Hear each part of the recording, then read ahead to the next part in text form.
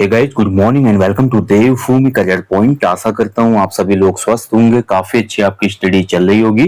तो आज देखेंगे Uttarakhand GS special fact class part 40। देखिए यूट्यूब चैनल पे मैं आपको लगातार special GK fact classes, PYQ session, current affairs के एमसीक्यूज आदि करा रहा हूँ। आने वाली सभी परीक्षाओं के लिए ये क्लासेज, ये टेस्ट सीरीज बहुत महत्वपूर्ण है, बेनिफिशियल है। इसके अलावा दोस्तों एप्लीकेशन स्टोर पे 50 evergreen full length practice set वाला एक कोर्स है UP triple SC group C exam के लिए। तो इस कोर्स को आप इनरोल कर सकते हैं टेस्ट सीरीज का, जो कि आयोग के लेटेस्ट पैटर्न पर आधारित है और बाइलिंगुअल है। साथ ही सब्जेक्ट वाइज मॉक टेस्ट का कोर्स भी आपको मिल जाएगा, जिसमें सभी सब्जेक्ट के एमसीक्यूज कवर कराए गए हैं with detailed solution and bilingual है, हिंदी इंग्लिश दोनों भाषाओं में। बाकी देखिए जो भी क्लासेस मैं आपको दे रहा हूँ स्पेशल फैक्ट क्लासेस में, इससे आपको पता चल रहा होगा, बहुत गहराई में फैक्टों का पता चल रहा होगा। और साथ ही इससे दोस्तों आप एक चीज और कनेक्ट कर सकते हैं, जो हमारे एप्लीकेशन पे आपको पेड क्लासेस मिलती है, जीएस का फाउंडेशन बैच हो या ओनली उत्तराखंड जीके क्लास है या ओनली हिंदी क्लास है या एक फाउंडेशन बैच है कंप्लीट न्यू कॉम्बो कोर्स के नाम से, उसको आप इनरोल कर सकते हैं। वो बहुत बेनिफिशियल है, बहुत सरल सहज भाषा में मैंने आपको सभी टॉपिक वहां पर डिस्कस किए हैं, जो कि आपको अच्छे से समझ आ जाएंगे। ठीक है, चलिए बाकी शुरुआत करेंगे आज के सेशन की UK GK special fact class part 40। देखिए हमने जो पार्ट 39 किया था उसमें देखा था मध्यकालीन प्रमुख युद्ध, और मैंने उसमें आपको कराया था चंद काल में या चंद राजाओं के समय जो प्रमुख युद्ध हुए थे। ठीक है, चंद राजाओं के समय। ये हमारा लास्ट वाला जो 39 part 39 Uttarakhand GK special fact class part 39 में आप देखिएगा, इससे पहला वाला पार्ट। आज हम देखेंगे मध्यकालीन के जो प्रमुख युद्ध थे, पंवार राजाओं के समय कौन कौन से युद्ध हुए थे प्रमुख, और गोरखाओं के समय पे कौन सा युद्ध हुआ था। पंवार राजाओं में मैं उन युद्धों को मेंशन नहीं करूंगा जो कुमाऊं के चंद राजा पंवारों से लड़ चुके थे, क्योंकि वो लास्ट सेशन में हम कर चुके हैं। इसके अतिरिक्त पंवार राजाओं ने कौन से युद्ध अलग से लड़े थे वो हम डिस्कस करने वाले हैं आज के इस टॉपिक में। ठीक है, तो चलिए सेशन की शुरुआत करते हैं। तो सबसे पहले बात करेंगे देखिए अजय पाल से। तो अजय पाल वही राजा होगा भैया जिसने गढ़वाल के 52 गढ़ों का एकीकरण किया था। तो गढ़वाल के 52 गढ़ों का एकीकरण किया इसने, तो बहुत से युद्ध लड़े होंगे, स्वाभाविक है। जब 52 गढ़ों का एकीकरण हो रहा है, कुछ गढ़ों ने तो आपका पराधीनता स्वीकार कर ली, लेकिन कुछ गढ़ों से इसको युद्ध करना पड़ा था जयपाल को, जिसमें एक प्रमुख गढ़ था उप्पूगढ़। उप्पूगढ़ में जब इसका युद्ध हुआ था कप्पू चौहान से, ये बहुत ही ज्यादा महत्वपूर्ण युद्ध है। कप्पू चौहान, कप्पू चौहान ने इसकी अधीनता स्वीकार नहीं की और इसकी सेना को धूल चटाई थी, और स्वयं वहां पर जाकर फिर अजयपाल युद्ध में शामिल हुआ था, वो भी धोखे से। कप्पू चौहान वहां पे शहीद होता है। आज भी गढ़वाल क्षेत्र में कप्पू चौहान के पवाड़े गाए जाते हैं, पवाड़े यानी कि जागर गीत। ठीक है, तो गढ़वाल के 52 गढ़ों का एकीकरण किया अजयपाल ने 1515 ईस्वी के आसपास। इसके बाद मैंने आपको बताया था लास्ट टॉपिक में हमने डिस्कस किया, अजयपाल का एक युद्ध होता है कीर्ति चंद से। पहला युद्ध तो ये हार जाता है, लेकिन कीर्ति चंद के साथ युद्ध में ये 1492 में जीत जाता है। 1491 वाले युद्ध में ये हार जाता है अजयपाल से, ठीक है, लेकिन 1492 में जीत जाता है। तो अजयपाल के कुछ प्रमुख युद्ध हैं। और इसके बाद देखिए ऐसा बोला जाता है कि गढ़वाल के गढ़ों को जीतने के लिए अजयपाल ने अपने जीवन के 18 वर्ष युद्ध में बिताए थे। तो 18 वर्षों तक युद्ध करते ही रहा। उसके बाद जब उप्पूगढ़ वाला केस हुआ, कप्पू चौहान वाला, तो यहाँ पर इसका हृदय द्रवित हो गया सम्राट अशोक की तरह। मौर्य वंश का जो सम्राट था ना अशोक, जो कलिंग युद्ध के बाद युद्ध में करने की प्रतिज्ञा करता है, क्योंकि भीषण रक्तपात देखा उसने, डेड बॉडीज देखी, उसने देखा लड़ाई करने के क्या दुष्परिणाम होते हैं। तो अजयपाल के अंदर भी यही भावना आई, गोरखपंथ अनुयायी बन गया है गोरखपंथ नाथ का। और इसके बाद देखिए अजयपाल ने कभी भी युद्ध में करने की कसम खाई। ठीक है, इसीलिए अजयपाल को गढ़वाल का अशोक भी कहा जाता है, इसी वजह से टाइटल देते हैं कुछ इतिहासकार। इसके अलावा देखिए अजयपाल के बहुत से नाम हैं। इसको गढ़वाल का नेपोलियन भी कहा जाता है, नेपोलियन। ठीक है, नेपोलियन। इसके अलावा अजयपाल को गढ़वाल का आदि पुरुष भी कहा जाता है, आदि पुरुष। बहुत से नाम है इसके। ठीक है, उपनाम मैंने शायद किसी टॉपिक में आपको कराए भी थे, आप देख लेना। जो हमारी YouTube चैनल पे आपको एक प्लेलिस्ट मिलेगी, Uttarakhand GK revision class revision Mahakumbh classes. तो Uttarakhand GK revision Mahakumbh classes में मैंने आपको ये पूरा हिस्ट्री का सेशन कराया है। ठीक है, तो आप उसको देख लेना। सरोला ब्राह्मणों की नियुक्ति वगैरह भी कराता है, लेकिन आज युद्ध वाला टॉपिक है तो मैं केवल युद्धों पे ही चर्चा करूंगा यहाँ पे। इसके बाद जो अगला शासक आएगा देखिए विजयपाल। अब विजयपाल को मैं क्यों यहाँ पे लाया, विजयपाल वो पहला शासक होगा जिसने गढ़वाल राज्य के उत्तर में होम देश, या कह सकते हैं जो तिब्बत या भोट प्रदेश था, यहाँ पर अटैक किया था, भोट प्रदेश पर। ठीक है, भोट प्रदेश का नाम क्या था आपका, बाद में आप जाएंगे दापा, तिब्बत वाला जो क्षेत्र है। तो भोट प्रदेश पर आक्रमण करने वाला जो पहला शासक था, ये पंवार वंश का शासक विजयपाल था, लेकिन विजयपाल अपने इस अभियान में बुरी तरह से असफल रहा। ठीक है, क्योंकि वहां का जो क्लाइमेटिकल कंडीशंस थी और भी बहुत सी चुनौतियां थी और पूरी तैयारी थी नहीं विजयपाल की, तो विजयपाल यहाँ पे युद्ध हार जाता है। तो तिब्बत अभियान जो पहला किया था, भोट प्रदेश पे जो अभियान किया था, विजयपाल ने किया था, ये ध्यान रखना है आपने। अगला नाम देखिए बलभद्रपाल। विजयपाल के बाद सहजपाल राजा आता है। सहजपाल का देखिए हमको सहजपाल का एक उल्लेख ये मिलता है कि रघुनाथ मंदिर देवप्रयाग में इसने एक घंटी चढ़ाई थी, उसका नाम है सहजपाल। के समय देखिए जो गंगा नदी है उसकी उद्गम क्षेत्र की खोज करने के अकबर का एक अन्वेषण दल भी आया था इसके टाइम पर। तो बलभद्रपाल देखिए आपका नेक्स्ट शासक होगा जिसने एक युद्ध किया था। इसका टाइम पीरियड था 1575 से 1591 तक, बलभद्र शाह। इसी ने बलभद्र शाह ने ही नाम के आगे शाह की मतलब बलभद्र पाल ने ही नाम के आगे शाह लगाने की परंपरा शुरू की। ठीक है, ये आपको ध्यान रखना है। अब किसने ये दी, इसमें थोड़ा कॉन्फ्लिक्ट है, कुछ बोलते हैं उसने दी, किसने बोला इसने दी, इसको उपाधि उससे मतलब नहीं है। शाह लगाने की जो परंपरा थी ये बलभद्र पाल ने शुरू की थी नाम के आगे। ठीक है, इसको बहुत बलशाली राजा था ये। कवि देवराज ने इसकी तुलना भीमसेन ने किया, जो भीम था ना पांडव पुत्र, उतना बलशाली इसको बोला गया।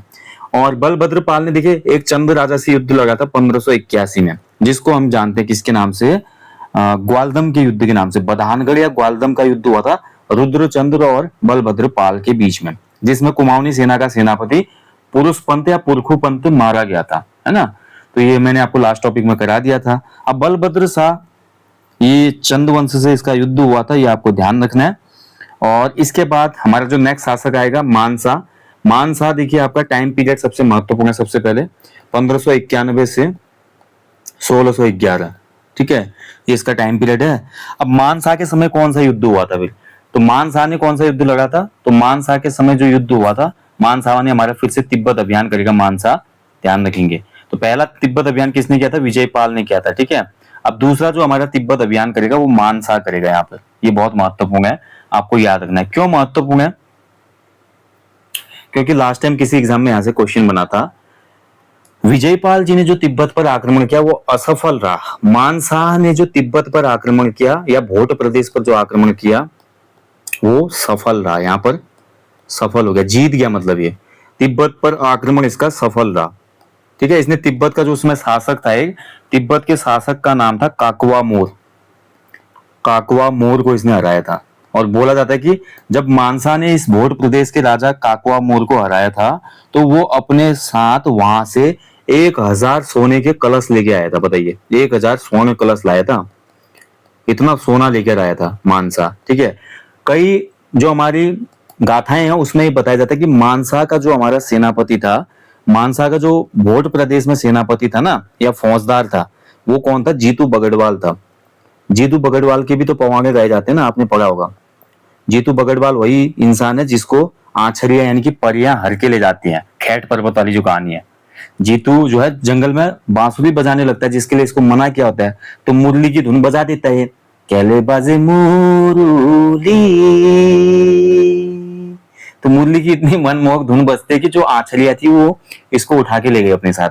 यही जीतू बगड़वाल मान शाह ने यहाँ पर अपॉइंटेड किया था फौजदार के रूप में, कहाँ पे, तिब्बत में, जब तिब्बत को जीता तो ये फौजदार बनाया था जीतू बगड़वाल को, ऐसा बोला जाता है। ठीक है, ये आपको याद रखना है। तो अब दोनों फैक्ट अच्छे से समझ में आ गए ना, एग्जाम में क्वेश्चन बनेगा तो। अगर आपसे सिर्फ क्वेश्चन बनता है कि तिब्बत पहली बार तिब्बत अभियान करने वाला पंवार शासक कौन था, तो पहली बार तिब्बत अभियान किया था विजयपाल ने। और वहीं अगर क्वेश्चन आपका बनता है कि तिब्बत पर पहला सफल अभियान करने वाला शासक कौन था, तो मानसा था। इसके अलावा मानसा के भैया 8 युद्ध होते हैं चंद राजा लक्ष्मी चंद से, ये लास्ट टॉपिक में मैं आपको करवा चुका। लक्ष्मी चंद के साथ 8 युद्ध लड़े मानसा ने, जिसमें 7 बार मानसा की जीत होती है। 8वां युद्ध लक्ष्मी चंद जीत जाता है, जिसके बाद खतरवा पर्व वगैरह मनाया जाता है। ठीक है, ये लास्ट टॉपिक में मैंने आपको करवा दिया था। चलिए अब आगे बढ़ेंगे, अगला जो शासक है वो देखेंगे।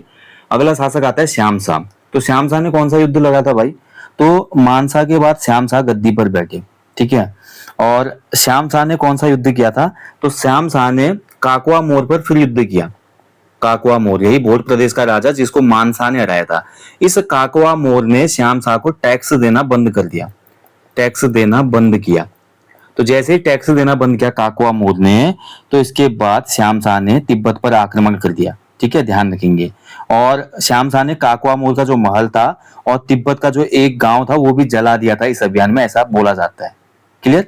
और श्याम शाह ही वो शासक था जिसने आपका 1621 में, ये बहुत महत्वपूर्ण फैक्ट है इसलिए बता रहा हूं, आगरा में किससे भेंट की थी? जहांगीर से, जहांगीर से भेंट की थी। ठीक है। और जहांगीर ने श्याम शाह को हाथी और घोड़े भेंट दिए थे, हाथी और घोड़े भेंट के थे। कई बार एग्जाम में क्वेश्चन बना है, पूर्व एग्जामों में, किस मुगल शासक ने हाथी घोड़े भेंट किए थे पंवार श्याम शाह को? तो ये जहांगीर था।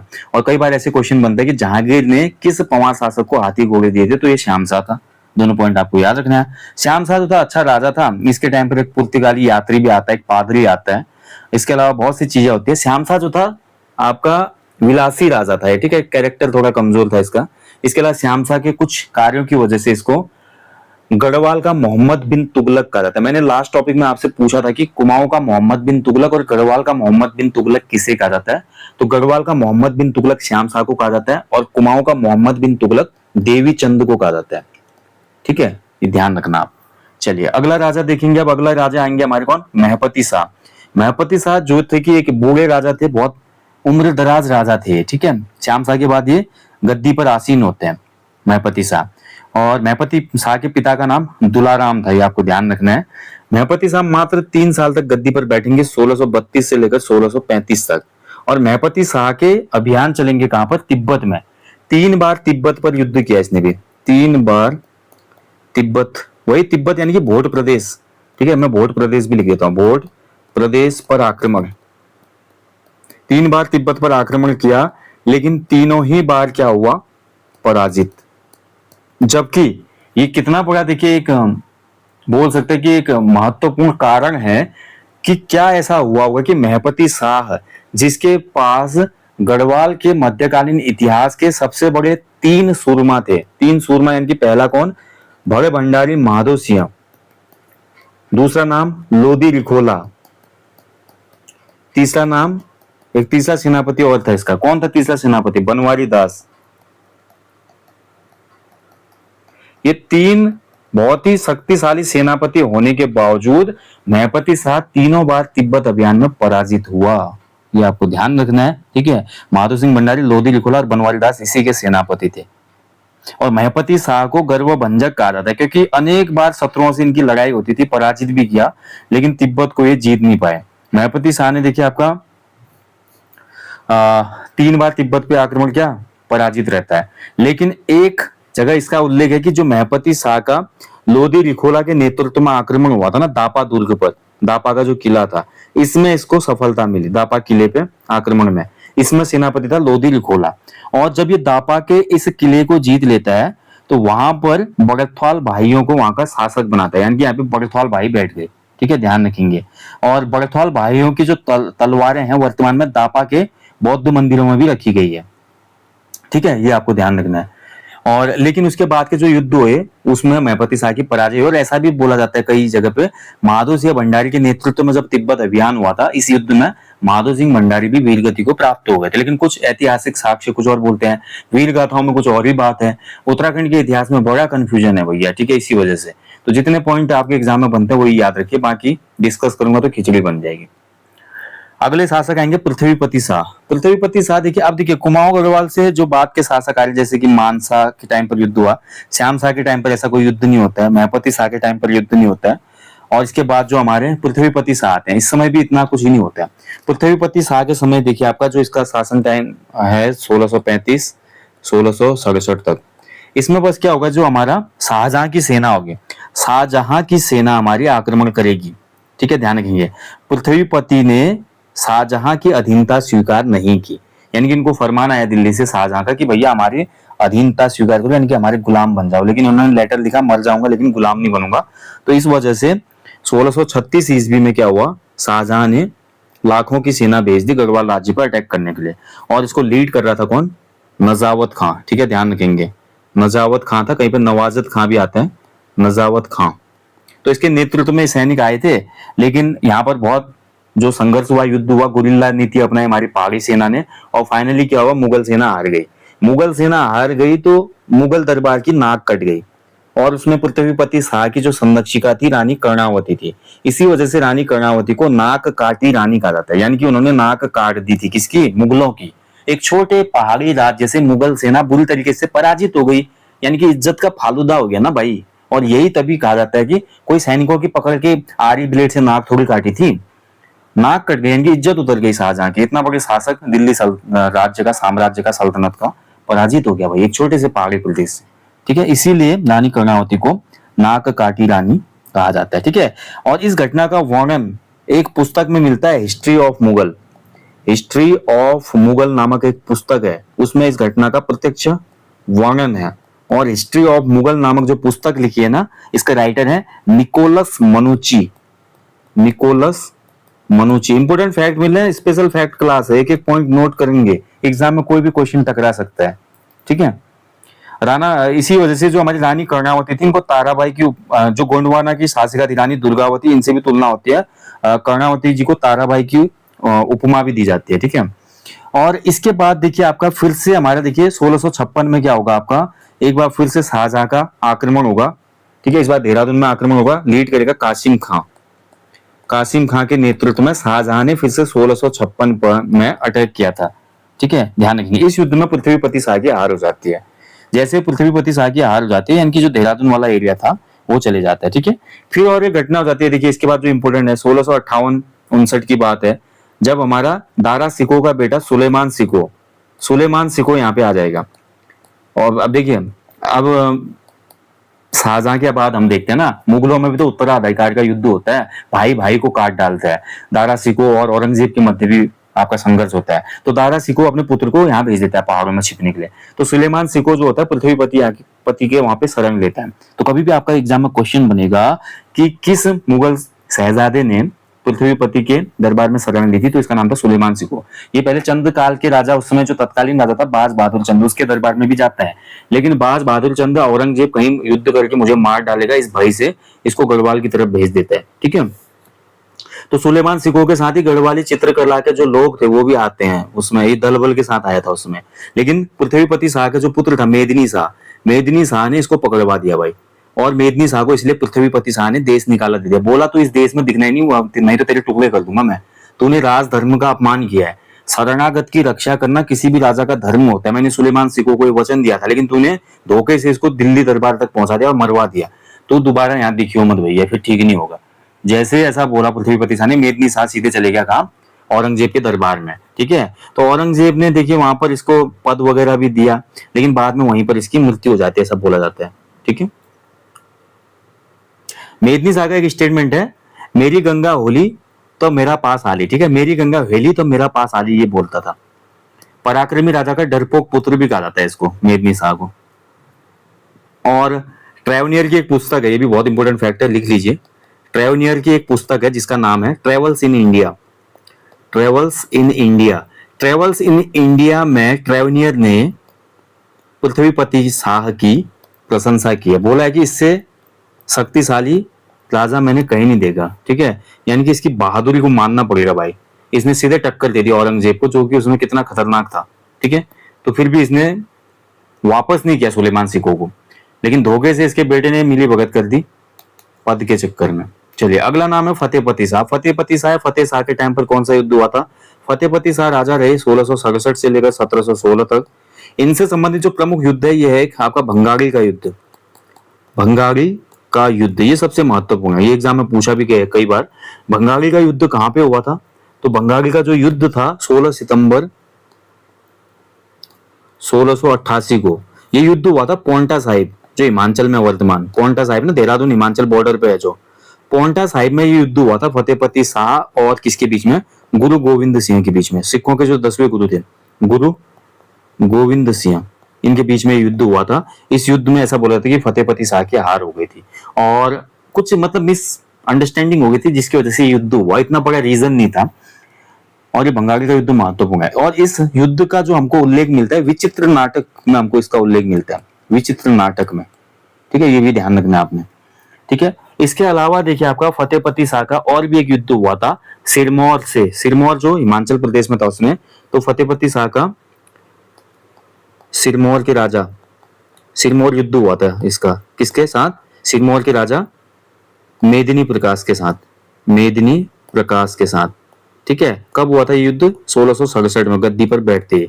और इस युद्ध में इसने पोंटा और जो जौनसार बावर है वर्तमान क्षेत्र का, फतेहपति शाह ने ये युद्ध जीत लिया था।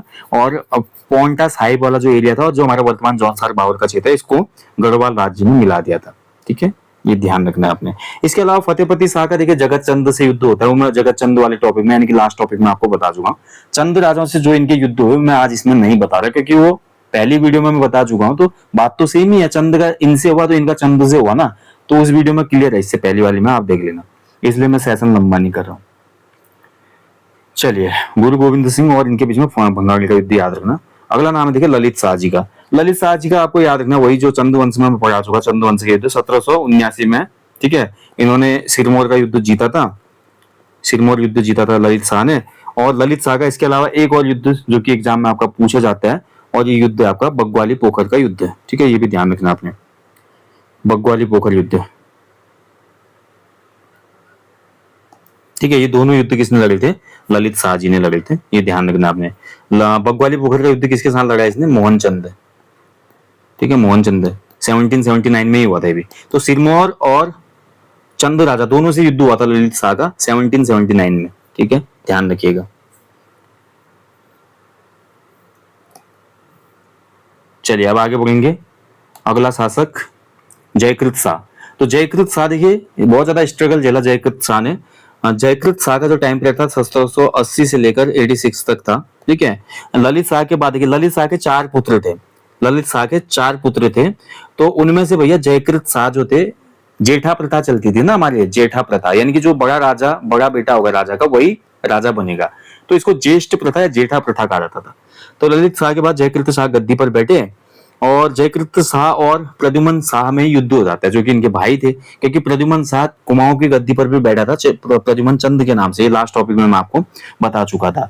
जयकृत शाह पर क्या हुआ था आपका? सिख आक्रमण हुआ था, सिखों ने आक्रमण किया था। हालांकि इससे पूर्व जो सिख थे वो ललित शाह पे भी 2 बार अटैक कर चुके थे, लेकिन जब जयकृत शाह पर सिख का आक्रमण हुआ था 1783 में, तो जयकृत शाह ने बोला भैया कि आप युद्ध मत कीजिए मेरे राज्य पे, मैं आपको एक टैक्स दूंगा। और इसने राखी नामक टैक्स देना शुरू किया था सिखों को। एग्जाम में अगर क्वेश्चन बनेगा, सिखों के आक्रमण के पश्चात किस शासक ने राखी नामक टैक्स देना आपका स्वीकार किया था? तो ये हमारा जयकृत शाह था। ठीक है, और उसमें सिखों का जो आक्रमण हुआ था इस पे 1783 में, ये आपका एक सिखों का नेता था बुघेल सिंह, बुघेल सिंह के नेतृत्व में हुआ था। ठीक है, बुघेल सिंह। ठीक है, राखी टैक्स जो होता था उपज का 1/5वां भाग था, यानी कि जो उपज होगी उसका 1/5वां भाग होगा टैक्स के रूप में। चलिए लास्ट राजा जो है भैया प्रद्युमन शाह। ठीक है, गढ़वाल का हुमायूं जिसको कहा जाता है। क्यों कहा जाता है गढ़वाल का हुमायूं प्रद्युमन शाह को? जानते होंगे आप, क्या रीजन रहा इसके पीछे कि इसको गढ़वाल का हुमायूं की उपाधि दी जाती है इतिहासकारों के द्वारा? क्योंकि इसका जीवन जो था ना बहुत स्ट्रगल में बीता। स्ट्रगल में कैसे बीता आप देखिए। प्रद्युमन शाह जो थे, पहले तो देखिए कुमाऊं और गढ़वाल की गद्दी दोनों पर बैठा ये। यहाँ एक तरफ जब जयकृत शाह बैठा ललित शाह का पुत्र, तो वहां मोहनचंद जब हार गया था युद्ध, तो उसके बाद प्रद्युमन शाह को युद्ध बनाया गया, हर्षदेव जोशी ने सपोर्ट किया, तो इसने प्रद्युमन चंद के नाम से कुमाऊं पर शासन किया। अब जब कुमाऊं पर इसने शासन किया तो उसी दौरान इसका मतलब कुछ कॉन्फ्लिक्ट हो गया अपने ही भाई से, और अपने ही भाई के खिलाफ इसको युद्ध करना पड़ा, यानी कि जयकृत शाह के खिलाफ इसका युद्ध हुआ। ठीक है, जयकृत शाह से युद्ध हो जाता है। इसके बाद देखिए प्रद्युमन शाह के टाइम पर ही 1795 में हम देखते हैं एक अकाल पड़ा था जिसको इकावनी बावनी कहा जाता है। गढ़वाल में भीषण अकाल हुआ था, काफी लोग मर गए थे। इसके अलावा देखिए गढ़वाल में 1803 में भीषण भूकंप आया जिसमें आधा गढ़वाल नष्ट हो गया था, यानी। और इसके अलावा दरबार में षड्यंत्र हो रहे थे, दरबार में जो पैसा था यानी कि राजकोष था खाली हो चुका था। अलग अलग जो हमारे दरबार के मंत्री थे, बहुत बड़े बड़े षड्यंत्र हो रहे थे। इसके अलावा जो प्रद्युमन शाह के समय जो एक व्यक्ति और था जिसने आपस में ही देखिए क्या हो रहा था, इनका कन्फ्लिक्ट हो रहा था, पराक्रम शाह। ठीक है, पराक्रम शाह जो नाम हम लेते हैं, जिससे मोलाराम भी नफरत करता था। पराक्रम शाह और प्रद्युमन शाह के बीच में भी गद्दी को लेकर युद्ध हुआ था आपस में। तो यार सब अपने लोग ही इसके खिलाफ हो गए। उसके अलावा प्राकृतिक आपदाएं इसके समय में हुई। उसके अलावा राज दरबार के जो विश्वास पात्र लोग थे उन्होंने भी धोखा कर दिया। और उसके अलावा कुमाऊं गढ़वाल दोनों जगह शासन करने के चक्कर में स्ट्रगल में ही रहा। इसीलिए जैसे मुगल शासक हुमायूं को हम बोलते हैं, हुमायूं भटकता रहा, ऐसे ही ये भी अपने जीवन में भटकता रहा। इसीलिए इसको गढ़वाल का हुमायूं कहा जाता है। ठीक है, समझ गए होंगे। चलिए, अब प्रद्युमन शाह के टाइम का भाई मैं आपको सिंपली एक ही युद्ध बताऊंगा जो महत्वपूर्ण था, बाकी युद्ध मैं नहीं बताऊंगा। एक गोरखाओं से इसका युद्ध होता है पहला 1791 में, क्योंकि जब 1790 में कुमाऊं के महेंद्र चंद को हरा देते हैं गोरखा, महेंद्र चंद भाग के कोटाबाग चले जाते हैं, तो उसके बाद इनके मन में लालच आता है गोरखाओं के मन में कि हम अब गढ़वाल को भी अटैक करते हैं। तो 1791 में ये गढ़वाल पर अटैक करते हैं। ठीक है, लेकिन उस समय क्या हो जाती है, लंगूरगढ़ की संधि। तो लंगूरगढ़ की संधि गोरखाओं और प्रद्युमन शाह के बीच में हुई थी, यहाँ पर ये युद्ध होने से बच जाता है। इसके बाद देखिए, जब हमारा गढ़वाल राज्य भीषण आपदा की मार झेल रहा था, राजकोष खाली था, बहुत चीजें हो रही थी, इसी मौके का फायदा उठाकर हमारा 1804 में गोरखाओं ने गढ़वाल पे अटैक कर दिया और 14 मई 1804 को प्रद्युमन शाह युद्ध में शहीद हो गए, वीरगति को प्राप्त हुए। युद्ध का नाम था खुड़बुड़ा का युद्ध। खुड़बुड़ा देहरादून के खुड़बुड़ा में लड़ा गया था, खुड़बुड़ा का युद्ध। आज भी देहरादून में खुड़बुड़ा मोहल्ला आपको देखने को मिलेगा, है ना। तो खुड़बुड़ा का जो युद्ध था 14 मई 1804 का, इसमें प्रद्युमन शाह वीरगति को प्राप्त हुए। ये प्रद्युमन शाह यानी कि पंवार राज्य और गोरखाओं के मध्य युद्ध हुआ था। यहीं पर हमारा जो स्वतंत्र पंवार शासक थे अंतिम प्रद्युमन शाह, ये चले जाते हैं। उसके बाद देखिए कुछ साल तक गढ़वाल में भी आपका लगभग 11 साल तक गढ़वाल में भी क्या रहेगा, गोरखा राज या गोरख्याली रहेगा। ठीक है, उसके बाद ब्रिटिशर्स आएंगे, आंगल गोरखा युद्ध होगा और उसके बाद गढ़वाल भी आजाद हो जाएगा। लेकिन पूरा गढ़वाल फिर राजाओं को आने वाले नहीं मिलेगा, जिसमें सुदर्शन शाह केवल आपका कुछ भाग मिलेगा, जिसमें फिर वो टिहरी को राजधानी बनाएंगे, जबकि वो चाहते थे कि श्रीनगर को ही राजधानी नहीं बनाए, क्योंकि वो उनके पूर्वजों की नगरी या धरती थी। लेकिन ब्रिटिशर्स कितने चालाक थे, फ्री में वो अपने बाप का काम नहीं करते थे, राजाओं का काम करेंगे। उनको तो मौका मिला था, इतना अच्छा अपॉर्चुनिटी मिली, उनकी गोरखाओं से वैसे नफरत थी उनको, और सुदर्शन शाह पहुंच गए बरेली में ढेर से मदद मांगने। तो भाई मौका मिल गया। ठीक है, इसको ही बोलते सोने पे सुहागा। सांप भी मार दिया इन्होंने, लाठी भी नहीं टूटी, मतलब पूरा हिस्सा भी अपने पास आ गया, गोरखाओं को भी भगा दिया और राजा को थोड़े बहुत में सिमटा दिया। ठीक है, चलिए, तो ये थे मध्यकालीन युद्ध, चंद काल के और पंवार काल के पूरे हुए। अब आंगल गोरखा युद्ध देख लेते हैं। आंगल गोरखा युद्ध आप सभी को पता है, उत्तराखंड में औपनिवेशिक संघर्ष जो था 1814 में शुरू हुआ था। आंगल गोरखा युद्ध की शुरुआत हो चुकी थी और आंगल गोरखा युद्ध जो हुए थे प्रमुख उत्तराखंड की धरती में कहाँ कहाँ पे कौन कौन से हुए थे वो आप देखेंगे समझेंगे। ठीक है, तो सबसे पहले देखिए आपका नाला पानी का युद्ध। तो इन युद्धों को समझने से पहले एक पॉइंट आपको नोट करना है। देखिए, जब हमारा देखिए आंगल गोरखा युद्ध शुरू हुआ ना 1814 में, उस समय भारत का जो वायसराय था, भारत का जो गवर्नर जनरल था, वायसराय तो इसमें आया नहीं था, अभी 1857 नहीं हुआ है, उसमें भारत का जो गवर्नर जनरल था इसका नाम था हेस्टिंग्स। ठीक है, आंगल गोरखा युद्ध के समय हेस्टिंग्स था, ये आपको ध्यान रखना है। ठीक है, हेस्टिंग्स। ठीक है, अब आपको ध्यान रखना है, जब आंगल गोरखा युद्ध हुआ तो 4 डिवीजनों से युद्ध किया गया, 4 डिवीजन थी इसमें। ठीक है, 4 डिवीजनों पे 4 सेनापति तैनात थे। यहाँ से आयोग ने पूर्व में क्वेश्चन पूछा है कि इसमें से कौन सा आंगल गोरखा युद्ध में एक कमांडर नहीं था। 4 डिवीजन थी। पहली दीनापुर डिवीजन थी, जो कि आपका बिहार के रास्ते से अटैक करने वाली थी नेपाल पे, और इसको कौन लीड कर रहा था, इसको लीड कर रहा था जनरल मार्ले, इसमें था जनरल मार्ले। ठीक है, दूसरी जो टुकड़ी थी बनारस डिवीजन, जो कि गोरखपुर पर अटैक करने के लिए तैयार हुई थी, और गोरखपुर का बुटवल प्रांत ही उसमें तात्कालिक कारण माना जाता है आंगल गोरखा युद्ध का। इस टुकड़ी को लीड कर रहा था कौन, आपका J.S. वुड। ठीक है, J.S. वुड नाम का जो था आपका नेतृत्व करता ये था। ठीक है, तीसरी जो टुकड़ी थी आपकी मेरठ डिवीजन, इसके अधीन 4000 सैनिक देहरादून पर अटैक करने आए, और इसको लीड कर रहा था कौन, मेजर गिलेस्पी या जिलेस्पी इसको कहा जाता है। ठीक है, मेजर जिलेस्पी। और चौथी जो हमारी टुकड़ी थी लुधियाना डिवीजन, इसके अधीन 6000 सैनिक थे, जो कि काली सतलज से सीधे नेपाली प्रदेशों पर आक्रमण के लिए तैयार थी, और इसका नेतृत्व कर रहा था जनरल ऑक्टर लोनी। जनरल ऑक्टर लोनी। अब ये 4 नाम आपको याद रखने हैं। ये आंगल गोरखा युद्ध में चारों तरफ से युद्ध का नेतृत्व कर रहे थे, general Marley, general J.S. Wood, major Gillespie और जनरल ऑक्टर लोनी। इनमें से कौन सा नहीं था, वो क्वेश्चन बन सकता है और बना है पूर्व में किसी एग्जाम में। ठीक है, ये क्वेश्चन। चलिए, तो सबसे पहले देखिए आपका देहरादून पे युद्ध करने, नाला पानी जो है आपका देहरादून में जो आपका खलंगा का युद्ध भी इसको कहा जाता है, नाला पानी युद्ध, इसको खलंगा युद्ध भी कहा जाता है। ठीक है, ये किसके बीच में हुआ था, ये जिलेस्पी और बलभद्र थापा के बीच में हुआ था। जिलेस्पी वर्सेस बलभद्र थापा, और इसमें बलभद्र थापा भागने में कामयाब रहा खलंगा किले में। ठीक है, जिलेस्पी इसमें मारा गया, हालांकि देहरादून पे अंग्रेजों का कब्जा हो गया। ठीक है, ये युद्ध कब हुआ था आपका, नाला पानी वाला 31 अक्टूबर को सफल हुई थी इसमें ब्रिटिश सेना, 1814।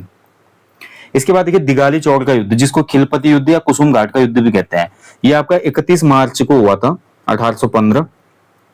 अब अल्मोड़ा तक पहुंची थी ब्रिटिश सेना, और ये युद्ध हुआ था कैप्टन हेयर से और कैप्टन हेरसे वर्सेस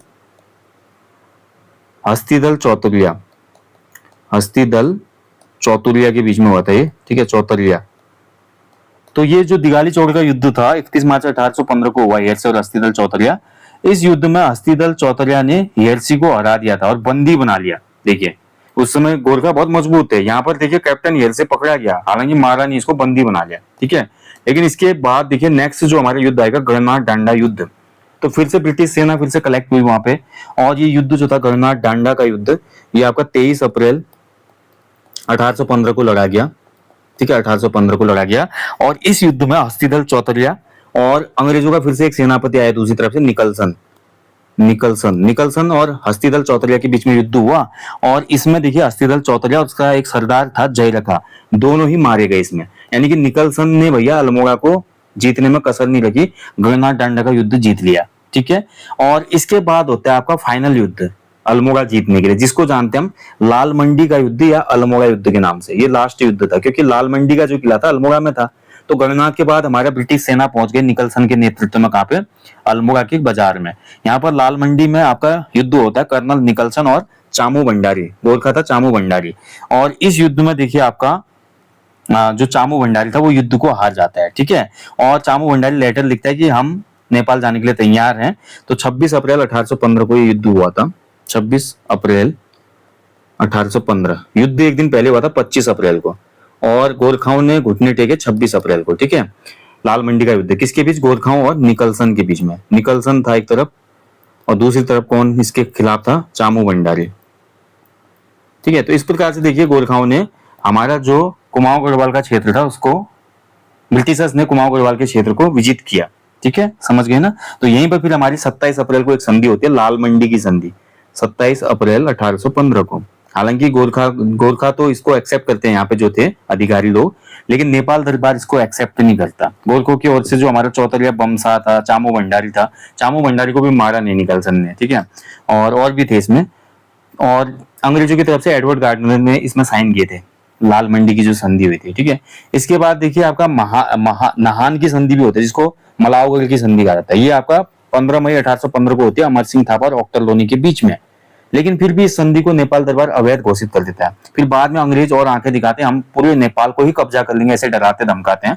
तब जाके आपकी सिंगोली की संधि होती है, ठीक है।